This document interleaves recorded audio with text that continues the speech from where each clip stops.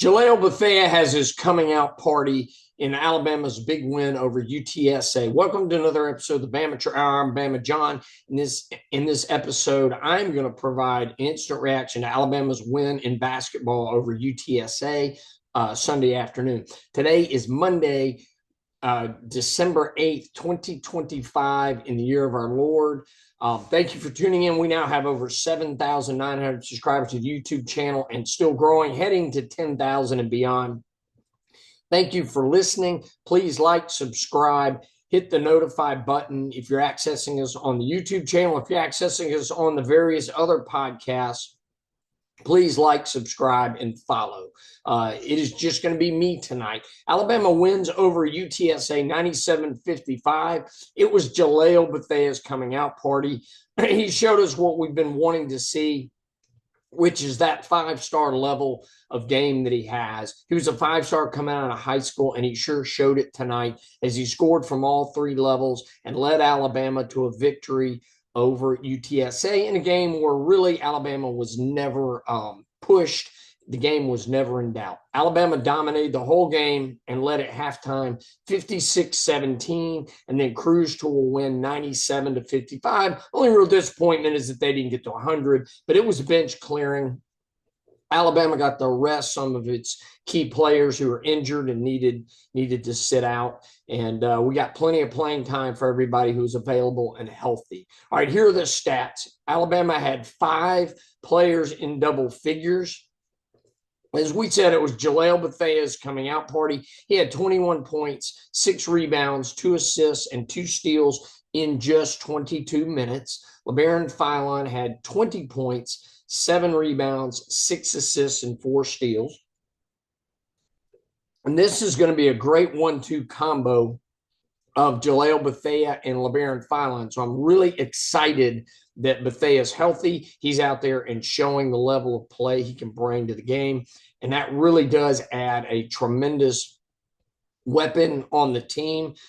He's 6'6". He can score at all 3 levels. He's athletic. He actually won the dunk contest in the McDonald's All-American game 2 years ago. Highly athletic, plays on both ends of the court. So those two are going to be quite the combination. Others stats from the game. London Jemison had a great game, a third game in a row now. He had 20 points, 2 rebounds, and 2 steals. Amari Allen had his usual solid showing, as that's now a trend. Amari Allen had 11 points, 10 rebounds, 4 assists, and 2 steals. And love that he was hitting the boards and had 10 rebounds. What a great all-around performance by Amari Allen. Latrell Wrightsell had 10 points, 3 rebounds, 4 assists, 1 steal. Solid performance from Wrightsell. Good to see him out there and healthy. Aiden Sherrill had 11 rebounds and 3 blocks as he was a defensive force. He was a force on the boards, a force in the middle, and anchoring our team in the post. So great showing by Aiden Sherrill. Love seeing that. And those were the notable players in terms of the overall stats. Here are the highlights of the game. Philon and Bethea make a great 1-2 combo. Sherrill is a defensive force on the boards and a shot blocker. Allen and Jemison are real contributors as freshmen and players that we're going to be able to count on.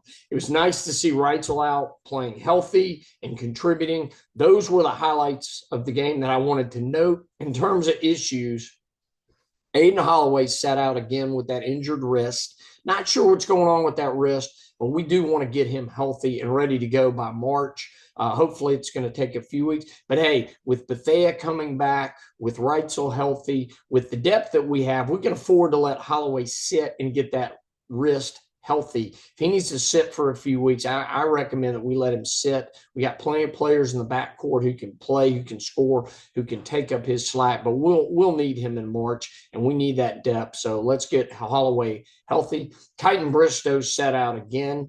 Not sure how long he's going to be out. We need him. We don't have depth in the front court. He is a physical, great defensive presence, hits the boards hard, can score around the rim. We need to get him healthy and ready to go. And then TBB, Taylor Ball Bowen, set out with an injury as well.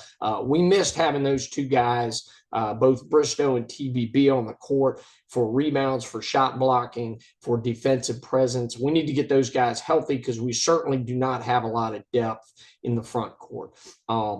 And then the final note that and again, Noah Williamson played, but he really didn't have an impact on the game. That's disappointing. I hope there's something they can do to develop him, to get him to be more of a presence in the post and to help just in terms of if we get in foul trouble, if somebody gets injured, it'd be nice to have him contributing. He is not really a force and not a contributing factor on this team.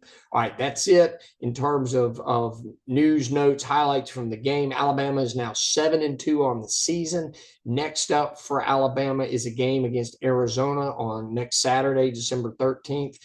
Saturday evening. That's in Birmingham. So that's a great final test for Alabama before they get into that last December stretch of games. We don't really have another high-quality opponent between now and start of SEC play. So it'd be great to get that win, pick up another high-level win over a very tough Arizona team. That'll be a great test for us to see where we are. Let's get our guys healthy. We've got 6 days off to get them healthy and ready to go for Arizona. All right, that's it. Thank you for listening. Subscribe, follow, like, hit the notify button wherever you access the podcast or on the YouTube channel. God bless and roll Tide.